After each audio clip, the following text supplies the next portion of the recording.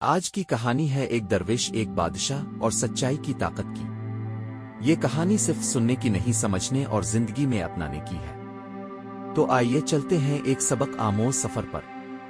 بہت عرصہ پہلے ایک اسلامی سلطنت میں ایک بادشاہ حکومت کرتا تھا۔ وہ بظاہر انصاف پسند تھا، لیکن اسے عوام کی اصل حالت کا علم نہیں تھا۔ ایک دن اس نے فیصلہ کیا کہ وہ خود بغیر بتائے سادہ کپڑوں میں عوام کے بیچ جائے گا۔ وہ چاہتا تھا کہ بغیر کسی پہچان کے حقیقت کو اپنی آنکھوں سے دیکھے۔ چنانچہ وہ رات کے وقت محل سے نکلا اور شہر کے کنارے موجود ایک درویشوں کے حلقے میں جا پہنچا۔ اس نے پرانا کمبل اوڑھا ہوا تھا اور اس کا چہرہ روشنی میں چھپا ہوا تھا۔ وہاں کئی درویش آگ کے گرد بیٹھے ذکر میں مشغول تھے۔ ان میں ایک نوجوان درویش بھی تھا جو نہایت سادہ لیکن سمجھدار اور سچا تھا۔ بادشاہ نے اس سے پوچھا، اے درویش، اگر تم بادشاہ ہوتے تو کیا کرتے؟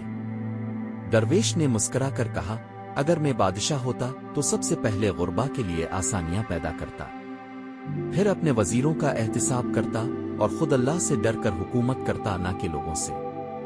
یہ جواب سن کر بادشاہ کچھ حیران ہوا۔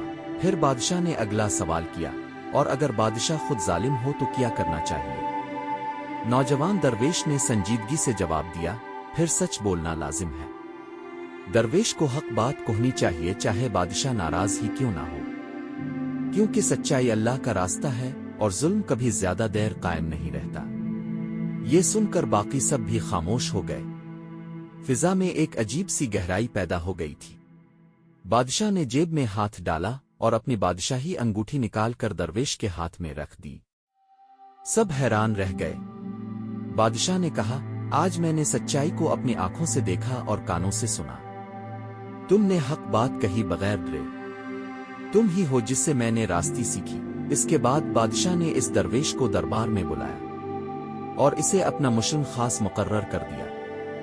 درویش نے کبھی عہدے کو فخر نہ بنایا، بلکہ سادگی کے ساتھ لوگوں کی بھلائی کے کام کرنے لگا۔ وقت کے ساتھ ریاست میں عدل عام ہو گیا، غربت کم ہوئی اور رعایا بادشاہ سے خوش ہونے لگی۔ پیارے دوستو، اس کہانی سے ہمیں سیکھنے کو ملتا ہے کہ سچ بولنے والا کبھی حقیر نہیں ہوتا۔